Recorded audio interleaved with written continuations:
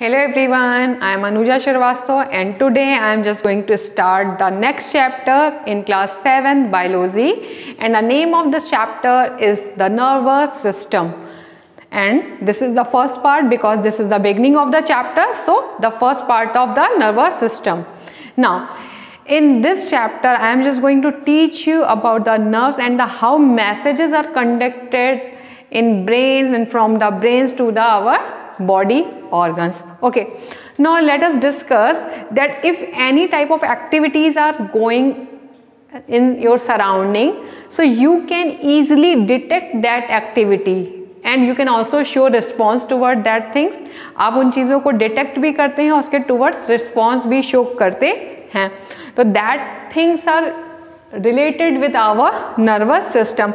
That means in our surrounding two main types of activities are going, and that activities are known as the stimulus and the response. That means these two types of activities are involved over here. So what is stimulus?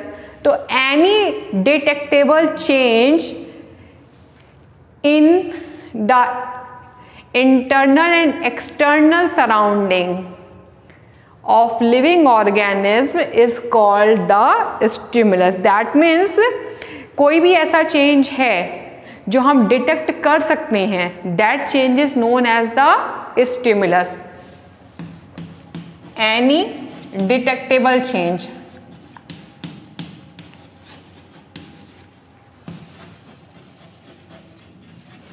Which we can understand, and after detecting that change, the response which is shown by us, that is known as the response. It is clear from the name response. So नाम से ही आपको clear होगा that the reaction of organisms due to stimulus.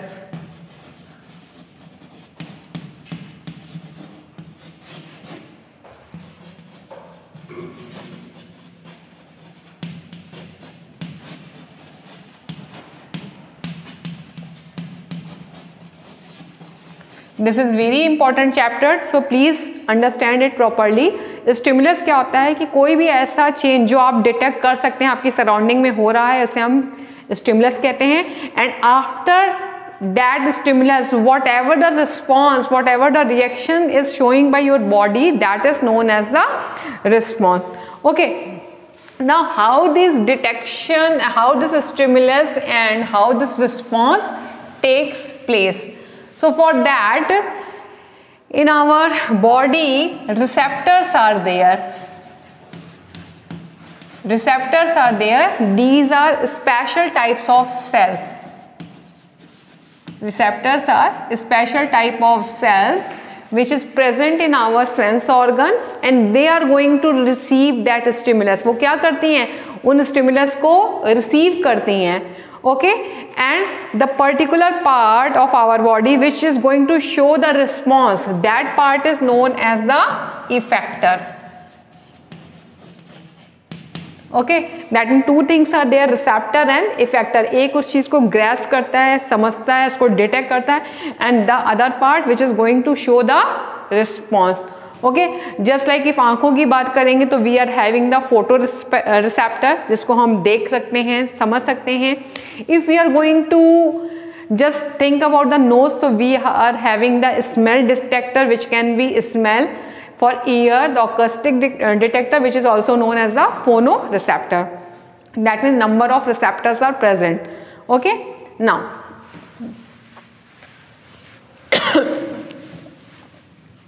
So these all thing, क्योंकि हमारी जो body है वो completely coordinate होकर के सारा काम करती है, इसी वजह से इसको control and coordination centre of our body भी कहते हैं. और इन सब चीज़ के लिए हमारा नर्वस सिस्टम रिस्पॉन्सिबल होता है. जो हमारा नर्वस सिस्टम है, दैट मीन्स हमारा ब्रेन और स्पाइनल कॉर्ड है, वो इस कंप्लीट चीज़ों के लिए रिस्पॉन्सिबल होता है. और यहाँ पर एक मेन इंपॉर्टेंट यूनिट आती है जिससे हम कहते हैं न्यूरॉन. ठीक है, neuron, it is also known as the nerve cell, जो नर्वस सिस्टम की यूनिट है. ओके, दैट मीन्स हर एक न्यूरॉन क्या करती है, इसी तरीके से एक एक चीज़ों को लेकर के जाती है और उनके अगेंस्ट रिस्पॉन्स को शो करती है। तो एक न्यूरॉन का structure I have drawn over here. So let us see and understand the structure of neuron. ये जो फिंगर लाइक प्रोजेक्शन देख रहे हैं, इनको हम साइटोप्लाज्मिक एक्सटेंशन भी कहते हैं। साइटोप्लाज्म में क्या होते हैं, वो आगे बढ़ बढ़ के ऐसे फिंगर लाइक प्रोजेक्शंस बना लेते हैं और इन फिंगर लाइक प्रोजेक्शंस को कहते हैं डेंड्राइट्स। ओके, अब ये डेंड्राइट का क्या काम होता है, ये किसी भी स्टिमुलस को रिसीव करती हैं, उनको ग्रैस्प करती हैं, उनको पकड़ती हैं। जब उनको पकड़ती हैं तो उसको क्या करती हैं, आगे की ओर ट्रांसफ़र करती हैं। तो ये जो राउंड पार्ट है, इस राउंड पार्ट को हम कहते हैं सेल बॉडी। ओके, और ये सेल बॉडी का एक और नाम होता है जिसे हम कहते हैं cyton. Okay, now in the centre this one is the nucleus, because cell is there so nucleus must be there. यहाँ न्यूक्लियस हो गया ना। अब यहाँ पे कि एक्सटेंडेड ट्यूब लाइक स्ट्रक्चर देख रहे हैं, इस एक्सटेंडेड ट्यूब लाइक स्ट्रक्चर को हम बोलते हैं axon. This one, this is called the axon. और ये आपकी मेन कंडक्टिंग यूनिट होती है, क्योंकि यहाँ से मैसेज रिसीव होता है, साइटोन को जाता है और साइटोन इसको एक्सॉन में ट्रांसफर कर देता है और एक्सॉन इसको आगे ले जा करके बढ़ता है। इसके ऊपर एक कवर होता है जिसको हम कहते हैं माइलिन शीथ। ये जो कवरिंग है, it is known as the myelin sheath and it provide insulation to the axon. ये इंसुलेशन एक्सॉन को प्रोवाइड करता है। और ये जो इनके एंड होते हैं, जो किसी न्यूरॉन की एंडिंग पार्ट आ गई है, उन एंडिंग पार्ट को हम कहते हैं एक्सॉन टर्मिनल। ठीक है, इनको हम क्या कहते हैं, एक्सॉन टर्मिनल। अब ऐसी मिलियंस ऑफ न्यूरॉन हमारी बॉडी के अंदर प्रेजेंट होती हैं और हर एक न्यूरॉन दूसरी न्यूरॉन के साथ अटैच होती हैं। ठीक है, अब कैसे अटैच होती हैं, जैसे ये डेंड्राइट है तो पहली न्यूरॉन का जो एक्सॉन टर्मिनल है वो दूसरी न्यूरॉन के डेंड्राइट के साथ अटैच होगा। ऐसा नहीं है कि जैसे ये मेरा क्या है, डेंड्राइट है, तो डेंड्राइट क्या होगा, किसी दूसरी न्यूरॉन के डेंड्राइट के साथ अटैच होगा। ऐसा नहीं है कि इस तरीके से हो गया, नहीं। इसका जो ये लास्ट पार्ट है जिसको हमने क्या कहा, एक्सॉन टर्मिनल, ये एक्सॉन टर्मिनल जो है ये दूसरी न्यूरॉन के डेंड्राइट के साथ अटैच होगा और जहां पर उनका जंक्शन होता है, जहां वो आपस में जुड़ते हैं, उसे हम कहते हैं सिनैप्स। दैट मीन्स वो जंक्शन जहां पर दो न्यूरॉन आपस में अटैच होती है, that junction is known as the synapse. Okay, now अब ये जो round round bulb like structure है, इन्हें हम कहते हैं सिनैप्टिक बल्ब। दैट मीन्स हमने यहाँ पर एक सिनैप्टिक बल्ब का स्ट्रक्चर बनाया हुआ है, इसे हम कहते हैं सिनैप्टिक बल्ब। ओके, नाउ अब ये सिनैप्टिक बल्ब से क्या होता है, ये देखो एक सिनैप्टिक बल्ब है और इससे जो मैसेज हैं वो एक न्यूरॉन से दूसरे न्यूरॉन की ओर ट्रांसफर हो रहे हैं और इस पतली सी गैपिंग को कहते हैं सिनैप्टिक क्लेफ्ट। दैट मीन्स एक न्यूरॉन से मैसेज जब दूसरे न्यूरॉन में जाता है तो वो जिस फॉर्म में जाता है उसमें एक केमिकल लेकर के जाता है, उस केमिकल को हम कहते हैं न्यूरोट्रांसमीटर।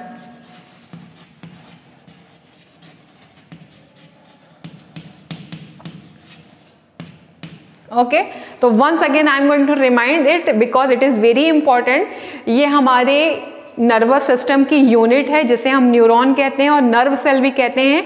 हमारी बॉडी में जितने भी मैसेजेस कंडक्ट होते हैं from brain to the spinal, from brain to the sense organ and from sense organ to the brain and spinal cord, that is carried by this nerves. इन्हीं neuron के through क्या होते हैं, conduct होते हैं। सबसे पहले क्या होता है, आप इसको अपने हाथ से कंसीडर करिए, ये जो हमारी फिंगर्स हैं इन्हें आप डेंड्राइट समझिए। ये डेंड्राइट्स क्या करती हैं, उनको ग्रैस्प करती हैं। जैसे ही वो डेंड्राइट इनको ग्रैस्प करती हैं, ये जो हमारी पाम है, आप समझिए साइटोन, ये साइटोन के ऊपर ट्रांसफर कर देती हैं। जैसे ये साइटोन के पास जाता है, साइटोन इसको इमीडिएटली एक्सॉन के पास ट्रांसफर करता है। ठीक है, ये ट्यूब के बाद एक्सॉन से होता हुआ मैसेज क्या होता है, इसके एंडिंग पार्ट्स में आता है। ये एंडिंग पार्ट जो राउंड राउंड दिख रहा है, इन एंडिंग पार्ट को एक्सॉन टर्मिनल कहते हैं और यहाँ से वो दूसरी न्यूरॉन में चला जाता है। एक न्यूरॉन तो है नहीं कि बहुत लंबी सी है, बहुत सारी मिलियंस ऑफ न्यूरॉन है जो आपस में अटैच्ड हैं। जैसे ये यहाँ जाता है तो अब मैसेजेस हमारी बॉडी में इलेक्ट्रिकल इम्पल्स के फॉर्म में कैरी होते हैं, पर अब यहाँ जब सर्किट ब्रेक है तो क्या इलेक्ट्रिसिटी जाएगी? नहीं जाएगी, इसीलिए यहाँ पर वो एक केमिकल के फॉर्म में जा रहे हैं। उस केमिकल का नाम है neurotransmitter.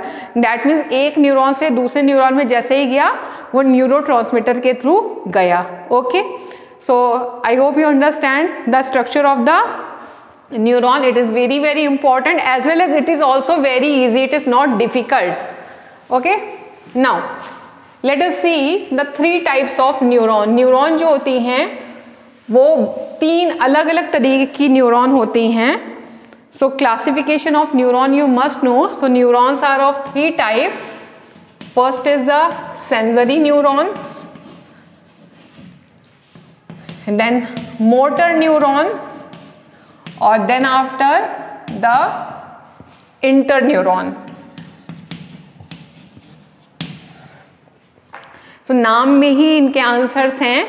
Late us see sensory neuron, that means ये किससे रिलेटेड है? ये हमारे सेंस ऑर्गन से रिलेटेड है। और इसका काम क्या होता है?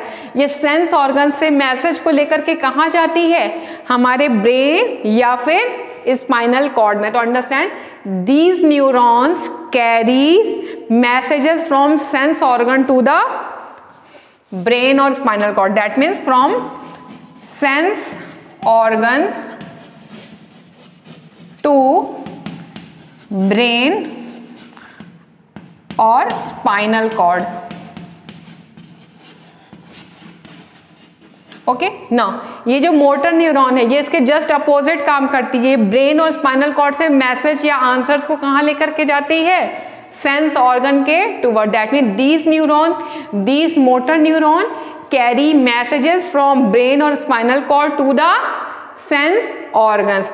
नाउ अब ये इंटरन्यूरॉन का क्या फंक्शन है? Why this interneuron is there? So interneurons, it is going to connect the motor and sensory neuron. ये क्या करती है? ब्रेन और स्पाइनल कॉर्ड में इन दोनों न्यूरॉन को आपस में कनेक्ट करती है and then also conducts impulses between them. It conducts impulses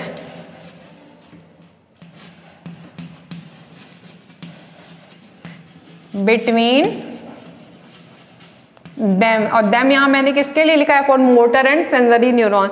that means ये क्या कर रही है? इन दोनों के बीच में इम्पल्स को कंडक्ट कर रही है। This interneuron, it is also known as the mixed neuron, association neuron, as well as the relay neuron. काम कम है लेकिन नाम बहुत ज्यादा है। What is the name? mixed neuron, relay neuron, as well as the association neuron.